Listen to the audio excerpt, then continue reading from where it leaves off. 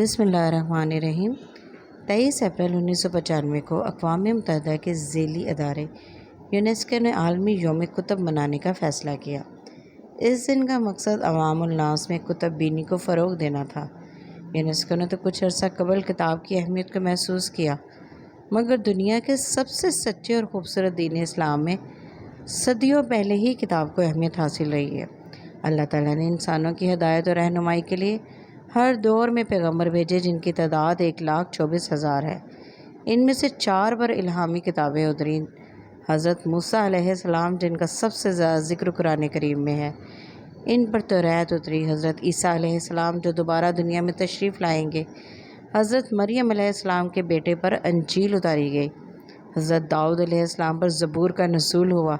بہت سے پیغمبروں پر آسمانی صحیفے بھی اترے، اور جب اللہ تعالیٰ نے اپنے دین کو مکمل کرنے کا فیصلہ کیا تو آخری نبی حضرت محمد صلی اللہ علیہ وآلہ وسلم پر اپنی وہ آخری کتاب اتاری جس کی حفاظت کا ذمہ بھی خود لیا، یعنی آخری نبی صلی اللہ علیہ وآلہ وسلم، آخری کتاب قرآن کریم، اور اس کے بعد سب کچھ لاک۔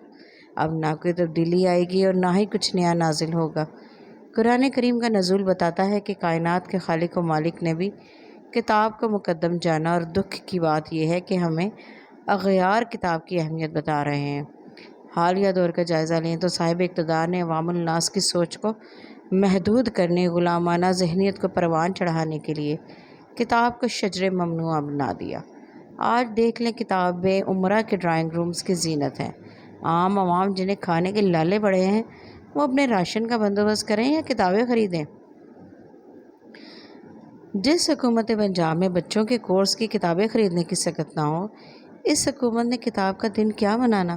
ویسے بھی ہمسائے کی آمد اہم تھی، جو رات کی تاریکی میں ہم پر چوروں کی طرح حملہ کرتا ہے۔ کیا تھا جو حکومت وقت اس دن کو ملک کی سطح پر مناتے ہوئے بچوں کے کورس کی مفت کتابوں کا ہی اعلان کر دیتی؟ مجھے یقین ہے وزیر اعظم سے لے کر وزیر اعلیٰ تک شاید کسی کو یہ دن یاد ہی نہ ہوگا۔ ہماری ترجیحات بدل چکی ہیں۔ بشریٰ بیگم جیسی سابقہ خاتون اول، جو نفسیاتی مسائل کا شکار ہے، اس کے بازو کی درد، اس کے کمرے کی خوشبو ہمارے موضوع ہیں۔ عمران خان جیسا ذہنی مریض، جو ملک کو نقصان پہنچا کر دیسی مرغے اور بکرے اڑا رہا ہے، اس کی رہائی اہم ہے۔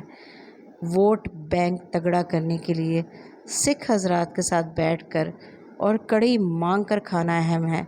ججز کے فیصلوں پر لا حاصل بحث کر کے 1 گھنٹے کا پروگرام کرنا اہم ہے۔